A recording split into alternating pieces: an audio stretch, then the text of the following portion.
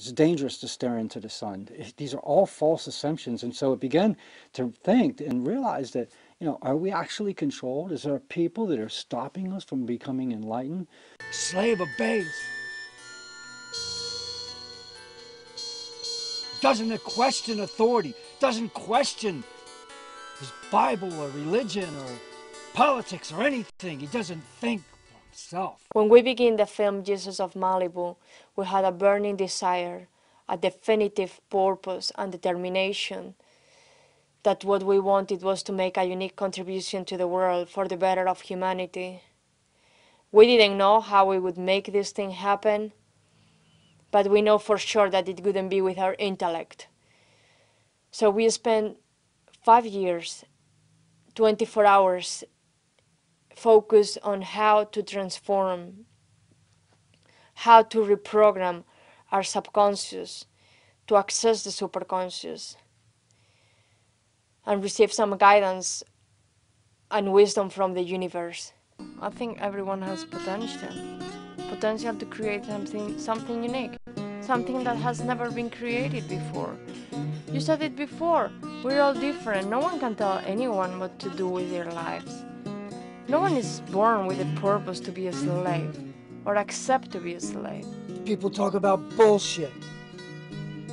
They don't talk about anything that has any significant purpose or anything profound. I came here because no human can teach us.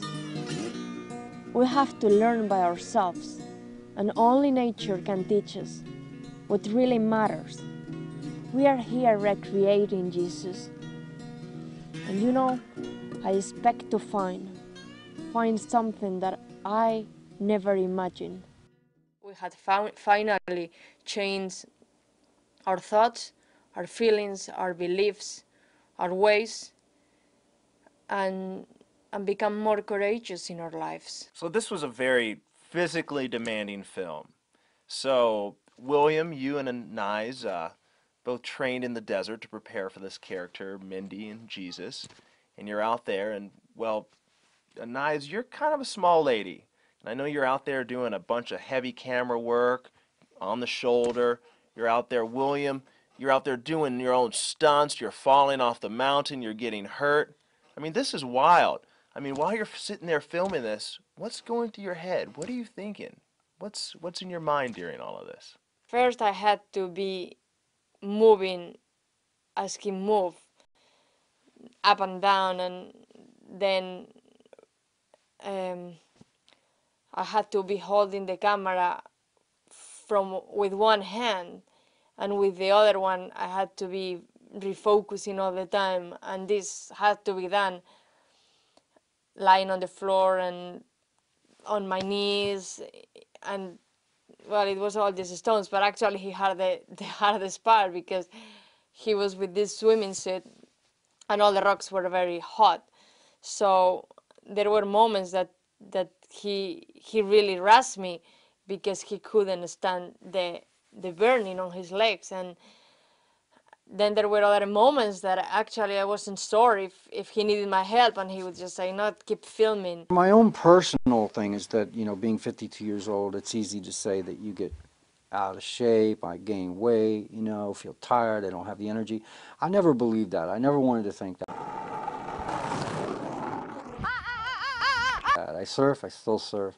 I got down to 156 pounds, and I had never ran or jogged. I never liked aerobics, but we would go out for these hellacious runs for an hour and 20 minutes out in 114 to 120 degree days, where I literally, Anais was carrying me home, if you can imagine that, on her back. I just couldn't make it at one point. It was brutal. And but all the way in the back of my mind, I had to feel this strength that Jesus would have, that he was strong in body, mind, spirit. Nobody was going to tell him what to do, how to live, and certainly not be able to intimidate him. Sometimes I have this empathy and compassion for people. My heart literally feels for them. Other times I think, stupid flag-waving, hot dog eating, beer, football watching, pathetic bumper sticker motherfuckers. Anais, now you are partially deaf. And before you met William, I understand that you didn't sing or play any instrument at all. So can you kind of tell me how you learned the instrument and how you taught yourself how to play the guitar?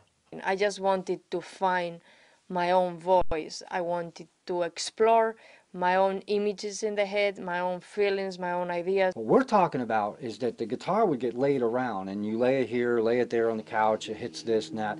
The key's all tuned, and the guitar is completely in a tuning that is absolutely atrocious. So you now have a tuning that nobody would ever write a song on, and she's sitting there trying to figure out these things in here. The exploration I was doing with the character that led me to this desire to actually challenge my own self of being deaf and saying, well, actually singing doesn't have to be constricted to just being able to hear.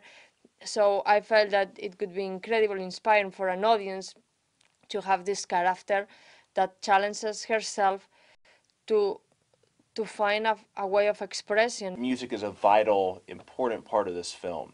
So can you walk us through some of the scientific concepts that you use to compose the music? There's a gentleman called Mr. Emoto, he's Japanese, and does experiments with water.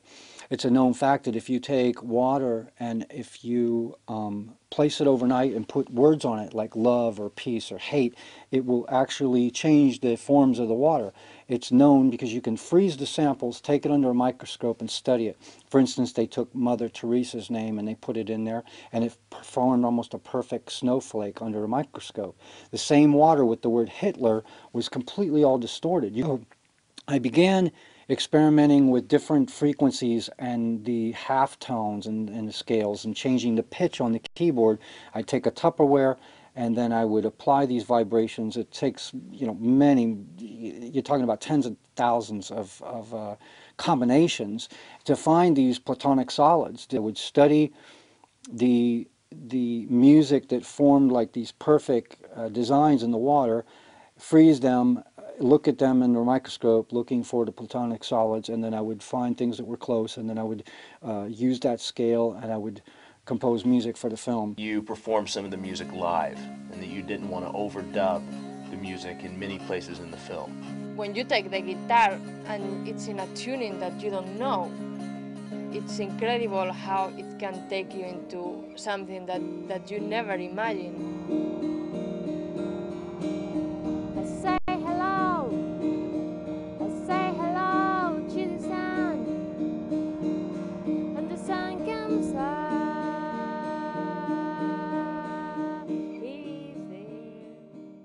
Society is more like statues that have no connection and channel nothing. We have legs and feet that are like roots from a plant and should absorb. And then we stand up through a column that lifts us up. And we have a pineal gland and a mind that can connect to the air or the ether. And we can move ourselves in the space and be channels of something. You say on your website that Jesus of Malibu is going to change the world. What sets Jesus of Malibu apart from the rest of the films out there? I believe that Jesus of Malibu doesn't belong to us, but that it exists in the heart of the mind of every human being, as it is the desire for freedom, to be connected to the